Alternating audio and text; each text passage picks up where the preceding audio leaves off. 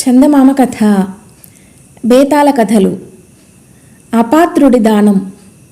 పట్టు విడవని విక్రమార్కుడు చెట్టు వద్దకు తిరిగి వెళ్ళి శవాన్ని దింపి భుజాన వేసుకొని ఇంకొకసారి శ్మశానం కేసి మౌనంగా నడవసాగాడు. అప్పుడు శవంలో ఉన్న బేతాళుడు, రాజా, నీ దీక్ష చాలా గొప్పది. కానీ ఎంతోమంది పనిచేసేటప్పుడు కూడా దీక్ష గలవాడికి ఎటువంటి సమస్యలు ఎదురవుతాయో నీ విరగవు. ఇందుకు తార్కాణంగా శీలయాజి కథను చెబుతాను విను అంటూ ఈ విధంగా చెప్పసాగాడు. పూర్వం గౌతమి నదీ తీరాన అభయగిరి అనే గ్రామంలో శీలయాజి అనే బ్రాహ్మణోత్తముడు ఉండేవాడు. ఆయన ఎంతో దయాస్వభావం కలవాడు, భగవద్భక్తి కలవాడు. ఆయనకు పెళ్ళి సంసారము లేదు, కానీ కొంత ఆస్తి ఉన్నది. ఆ ఆస్తిని అనుభవించటానికి పిల్లలు లేరు గనుక ఆయన తన జీవితం వెళ్ళేలోపుగా అనేక సత్కర్మలు చేయ నిశ్చయించాడు. తనకు గల దానిలో నుంచి ఆయన ఒక రామాలయము, దానికి దగ్గరనే ఒక పెద్ద సత్రము కట్టించాడు. ఆ రెంటితో ఆయనకు గల డబ్బంతా అయిపోయింది. కానీ చేయదలిసిన పనులు ఇంకా ఉన్నాయి. ఆలయంలో అర్చనలు చేయించాలి, సత్రంలో బస చేసే యాత్రికులకు భోజన సౌకర్యాలు కలిగించాలి, సత్రంలో ఒక వేద పాఠశాల, ఒక వైద్యశాల ఏర్పాటు చేయాలి, ఊళ్ళో పిల్లలకు ఒక బడి ఏర్పాటు చేయాలి. వీటన్నిటికీ డబ్బు కావాలి. అయితే శీలయాజికి ముష్టెత్తటం ఇష్టం లేకపోయింది. అందుచేత ఆయన సత్రంలో ఒక దిబ్బెము, గుడిలో మరొక దిబ్బెము ఏర్పాటు చేయించాడు. సత్రానికి వచ్చిన యాత్రికులు, గుడికి రోజూ వెళ్ళే భక్తులు తమకు తోచినది తమంతట తామే ఆ దిబ్బాలలో వేసి పోతుండేవారు. గుడి కట్టించిన వేళ మంచిది. ఆ ఆలయంలో ఉండే శ్రీరామచంద్రమూర్తి కరుణా కటాక్షం వల్ల ఆ దేవుడికి మొక్కుకున్న వారికి చాలామందికి కోరిక లీడేరటం జరిగింది. ఆలయం ఖ్యాతి పెరిగిన కొద్దీ సత్రంలో యాత్రికుల సంఖ్య, దిబ్బాలలో పడే మొత్తాలు పెరిగాయి. అయితే వాటితో పాటు ఖర్చు కూడా పెరిగింది. శీలయాజి తాను చేయదలిసిన సత్కార్యాలన్నీ చేయలేకుండా ఉన్నాడు. ఏమండి శీలయాజి గారు, వేద పాఠశాల ఎప్పుడు ఆరంభిస్తారు? వైద్యశాల ఇంకా ప్రారంభించలేదేం అని ఎవరన్నా అడిగితే ఆయన, ఏం చేసేది, ఇంకా రాముడికి దయ కలగలేదు మరి అనేవాడు. ఇంతలో ఒకరోజు గుడి దిబ్బంలో ఎవరో 5,000 వరహాలు పసుపు గుడ్డలో మూట కట్టి పడవేశారు. అది చూసి శీలయాజి దిగ్భ్రమ చెందాడు. అభయగిరి గ్రామంలో కొద్దిమంది ధనికులున్నారు. వారు 100, 200 ఇవ్వటం కద్దు. అంత పెద్ద మొత్తాలు ఇవ్వదలిచినప్పుడు వారు నేరుగా శీలయాజికే తెచ్చి ఇచ్చేవారు, కానీ దిబ్బెంలో వేసి తాము రహస్యంగా ఉండటం ఎప్పుడూ జరగలేదు. 5,000 తెచ్చి దిబ్బెంలో ఎవరు వేసినట్టు? వాళ్ళు రహస్యంగా ఉండడానికి కారణం ఏమిటి? వాళ్ళు రహస్యంగా ఉండదలిస్తే తాను వారిని గురించి ఆచూకీ తీయటం బాగుండదని శీలయాజి ఈ డబ్బు గురించి ఎవరికీ చెప్పలేదు.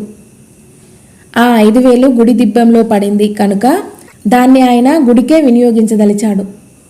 అందులో కొంత అర్చకుడి ఇంటి మరమ్మతులకు ఖర్చు చేసి మిగతాది పెట్టి స్వామివారికి చిన్న బంగారు తొడుగు చేయించాడు. స్వామివారిని చూసి సంతోషించని వారు లేరు. మరికొంతకాలం గడిచాక సత్రం దిబ్బెంలో 2,000 వరహాల మూట కనబడింది. శీలయాజి ఆశ్చర్యం రెట్టింపయింది. ఊళ్ళో ఎవరో ఇంత డబ్బు తనకిస్తున్నారు, కానీ ఎవరైంది తెలియకపోవటం చేత శీలయాజి తన కృతజ్ఞత తెలుపుకోవటానికి కూడా చేతగాని స్థితిలో ఉండిపోయాడు. వేద పాఠశాల ఆరంభమైంది. ఊళ్ళో అందరూ శీలయాజిని మెచ్చుకొని వెళ్ళిపోతున్నారు. తనతో మాట్లాడిన వారందరినీ శీలయాజి శ్రద్ధగా పరికించాడు. కానీ ఒక్కరి మీద అనుమానం పోలేదు.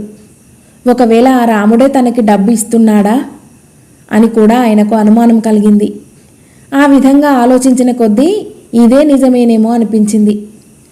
రాముడు ఏ రూపంలో వచ్చి తనకి డబ్బు ఇస్తున్నాడో చూడాలని, ఏ రూపంలోనైనా ఆ దేవుణ్ణి కల్లారా చూసి తరించాలని శీలయాజికి తీవ్రమైన కోరిక కలిగింది. అందుచేత ఆయన రాత్రి వేళప్పుడు తన ఇంటి కిటికీ దగ్గర మేల్కొని కూర్చొని సత్రం ఆవరణలోకి, గుడి ఆవరణలోకి చూడసాగాడు. 1 నెల గడిచింది. ఏమీ వింత జరగలేదు. తాను చూస్తుండగా భగవంతుడు రాడని శీలయాజి ఆశాభంగం చెందసాగాడు. కానీ ఇంతలోనే ఒక రాత్రి ఆయన ఎదురు చూస్తున్న దృశ్యం కంటపడింది. చీకటిలో ఎవరో సత్రం కేసి వెళ్ళారు. ఆ మనిషి చేతిలో ఒక మూట ఉన్నది. ఆ మనిషి దిబ్బెం దగ్గరికి వెళ్ళి అటు ఇటు చూసి మూటను దిబ్బెంలో పడేసి గబగబా అక్కడి నుంచి వెళ్ళిపోయాడు. శీలయాజి ఆ మనిషిని గుర్తించగలిగాడు. వాడు గూడెంలో ఉండే దొంగరాముడు. శీలయాజి గుండె దడదడా కొట్టుకున్నది. ఆయన చప్పున బయటికి వచ్చి రాముణ్ణి వెంబడించసాగాడు. ఊరు దాటి గూడెం సమీపానికి వచ్చేసరికి శీలయాజి, ఒరేయ్ రాముడు, ఆగు అంటూ పెద్దగా కేక వేశాడు. రాముడు ఆగి, తమరా బాబయ్య, దండాలండి అన్నాడు. నువ్వు దిబ్బెంలో డబ్బు వేయటం చూశాను. ఎక్కడిది నీకు ఆ డబ్బు అని శీలయాజి రాముని నిలదీసి అడిగాడు. మొదట వాడు తనకేమీ తెలియదన్నాడు గాని చివరకు ఆ డబ్బు తాను దొంగిలించినట్టు ఒప్పుకున్నాడు. బాబు, 2 నెలల కిందట పిల్లిశెట్టి గారింట 10,000 దొంగిలించాను. వారికేం చాలా డబ్బున్నది, ఖర్చు తక్కువ, పిసినిగొట్టు. మీ వంటి వారు మంచి పనులు చేస్తామంటే ఇవ్వరు. ఇంత డబ్బు నేను మాత్రం ఏం చేసుకోను బాబు. అందుకని అప్పుడు కాస్త దిబ్బెంలో వేశాను. పుణ్యం ఉంటుంది, నన్ను బయట పెట్టకండి బాబు అన్నాడు రాముడు. నువ్వు మహాపాతకుడివిరా. దొంగతనం చేయటం ఒక తప్పు. ఆ పాపిష్టి సొమ్ము తీసుకువచ్చి పవిత్రమైన దిబ్బెంలో వేయటం ఇంకో తప్పు. ఆ డబ్బుతో స్వామివారికి తొడుగు చేయించాను, వేద పాఠశాల కట్టించాను. అపచారం, చచ్చి నరకానికి పోతాను. దీనికేమన్నా ప్రాయశ్చిత్తం చేసుకోవాలి. అంటరాని డబ్బు అని శీలయాజి విలవిలలాడాడు. అంత పని చేయకండి బాబు. మధ్యన డబ్బేం చేసింది? పాపం చేసిన వాణ్ణి నేను. డబ్బు నాది కాదు కదా, పిల్లిశెట్టి గారిది కదా అన్నాడు అంటరాని రాముడు వణికిపోతూ. అన్నట్టు ఆ పిల్లిశెట్టి దగ్గర అంత డబ్బుందా? 10,000 నువ్వు ఎత్తుకుపోతే మాట మాత్రం పైకి పొక్కక తేలికుట్టిన దొంగల్నే ఊరుకున్నాడే అన్నాడు శీలయాజి ఆశ్చర్యంగా. 1,00,000 వరహాల నగదున్నది బాబు. 10,000 పోయిందని చెబితే మిగిలింది దక్కనిస్తారా? దొంగలన్నా కొడతారు, రాజుగారన్నా కాజేసుకుపోతాడు. అందుచేత ఉలక్కుండా ఉన్నాడు పిల్లిశెట్టి.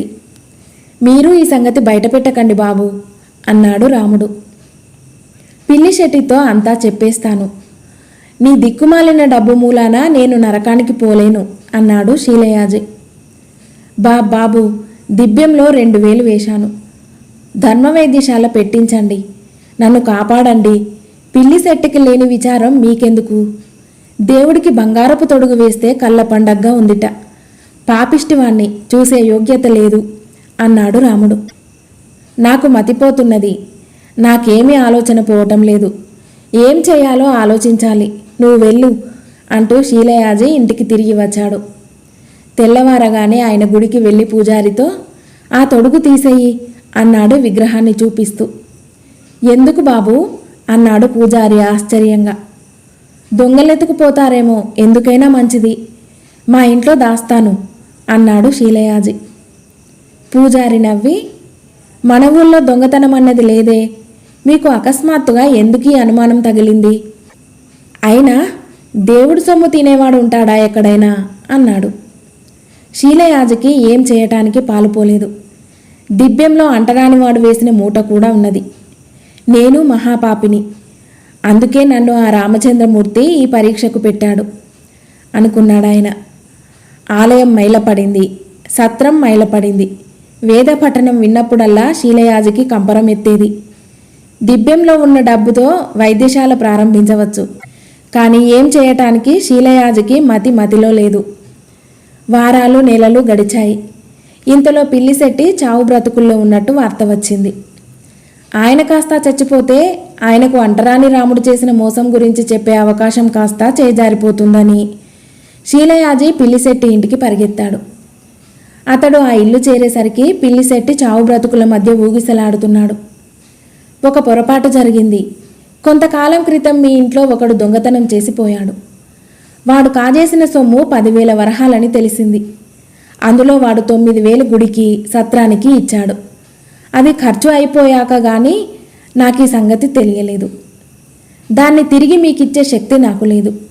అందుచేత దాన్ని మీరిచ్చిన దానంగానే భావించటానికి అనుమతి ఇవ్వండి అన్నాడు శీలయాజి పిల్లిశెట్టితో.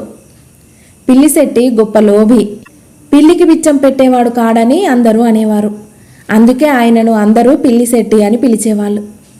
కానీ ఆఖరు క్షణంలో ఆయనకు డబ్బు మీద ఏ విధమైన భ్రాంతి లేకుండా పోయింది. 1,00,000 వరహాలు కూడబెట్టాను. నేను తినలేదు, ఇంకొకరికి పెట్టలేదు. మీరిన్ని ధర్మకార్యాలు చేస్తుంటే ఒక్క టోలీ ఇవ్వకపోయాను. పాపాత్ముణ్ణి. ఆ దొంగ నాకంటే ఎంత మంచివాడు, ఎంత పుణ్యాత్ముడు. 10,000 దొంగతనం చేసి అందులో 9,000 ధర్మకార్యాల కోసం మీకిచ్చాడు అన్నాడు పిల్లిశెట్టి. దొంగను పుణ్యాత్ముడంటారేమిటి అన్నాడు శీలయాజి. నేను దొంగనే. నేను ఒక వర్తకుడి దగ్గర గుమాస్తాగా ఉండేవాణ్ణి. ఒకనాడు సముద్ర వ్యాపారం మీద నన్ను కూడా వెంటబెట్టుకు వెళ్ళాడు. ఒక దేశంలో ఆయనకు జబ్బు చేసింది. ఆయన బతకడని భయపడి ఆయన సొత్తు 30,000 వరహాలతో సహా నేను పారిపోయి వచ్చాను. ఆ డబ్బుతో ఈ గ్రామం చేరి వర్తకం చేసి చాలా డబ్బు సంపాదించాను. లాభం వచ్చినప్పుడల్లా నష్టం వచ్చిందని విలపించేవాణ్ణి. నదిలో ఏ పడవ మునిగినా అందులో నా సరుకు పోయిందని శోకాలు పెట్టేవాణ్ణి. నేను లక్షాధికారినని ఎవరూ ఎరగరు. ఆ దొంగకు తెలిస్తే తెలియాలి. బాబూ, ఆ దొంగలాగే నేను కూడా దొంగిలించిన 30,000 మీకిచ్చేస్తాను. పుణ్యకార్యాలకు వినియోగించండి అంటూ పిల్లిశెట్టి నౌకర్ల చేత డబ్బు సంచులు తెప్పించి శీలయాజికి ఇప్పించాడు. శీలయాజికి పరమానందమైంది. ఆయన డబ్బుతో ఇంటికి వచ్చేశాడు. అంటరాని రాముడిని గురించి ఆయన మనసులో ఇంకా బాధ ఉండనే ఉన్నది. ఆయనకు అకస్మాత్తుగా ఒక గొప్ప ఆలోచన తట్టింది. ఆయన ఆ రాత్రి రాముడి కోసం కబురు పంపాడు. రాముడు వచ్చాడు. ఒరేయ్, నీ పాపం ఒకటి విరగడైపోయింది. తన వద్ద 10,000 దొంగతనం చేసిన వాణ్ణి పిల్లిశెట్టి క్షమించేశాడు. కానీ నీ రెండో పాపానికి నువ్వు నరకంలో అనుభవించి తీరాలి. అయితే ఆ పాపంలో నేను వంతు పంచుకునే మాట కల్లా. ఇదిగో నీ 9,000 వరహాలు నువ్వు పుచ్చుకో అన్నాడు శీలయాజి అంటరాని రాముడితో. పాపిష్టివాణ్ణి, ఈ డబ్బుతో నేనేం పుణ్యకార్యాలు చేయగలను బాబు. మీ చేతి మీదగానే ఇది కూడా మంచి పనులకు ఖర్చు చేయండి అన్నాడు రాముడు. అది ఎంతమాత్రం కుదరదు. వెంటనే నీ డబ్బు నువ్వు పట్టుకుపోకపోయావో రాజుగారి వద్దకు వెళ్ళి నీ సంగతి బయట పెట్టేస్తాను అని శీలయాజి కేకలు వేశాడు. రాముడు తిరిగి డబ్బు తీసుకొని తల వంచుకొని వెళ్ళిపోయాడు. బేతాళుడి కథ చెప్పి, రాజా, నాకొక చిన్న సందేహం. శీలయాజి, అంటరాని రాముడు, పిల్లిశెట్టి, ఈ ముగ్గురిలో ఎవరు ఎక్కువ పుణ్యాత్ములు? దీనికి సమాధానం తెలిసి కూడా చెప్పకపోయావో నీ తల 1000 వక్కలవుతుంది అన్నాడు. శీలయాజి పుణ్యకార్యాలు చేశాడే గాని ఆయనకు పాప భయము, పాపచింత జాస్తి. అంటరాని రాముడు పాపకార్యాలు చేసినా అతడికి పుణ్యం మీద ఆసక్తి జాస్తి. తాను అడుగు పెట్టడానికి వీలు లేని గుడికి, తాను చెవుల వినటానికి అధికారం లేని వేద పఠనానికి వాడు సహాయపడ్డాడు. వాడు పుణ్యాత్ముడని గ్రహించగలిగిన వాడు పిల్లిశెట్టి. అందుచేత పిల్లిశెట్టి కూడా శీలయాజి కన్నా ఎక్కువ పుణ్యాత్ముడు. అయితే అంటరాని రాముణ్ణి చూసి నేర్చుకున్నవాడు కావటం చేత శెట్టి రాముడంత పుణ్యాత్ముడు కాడు అన్నాడు విక్రమార్కుడు. రాజుకు ఈ విధంగా మౌనభంగం కాగానే బేతాళుడు శవంతో సహా మాయమై మళ్ళీ చెట్టెక్కాడు. కథ సమాప్తం.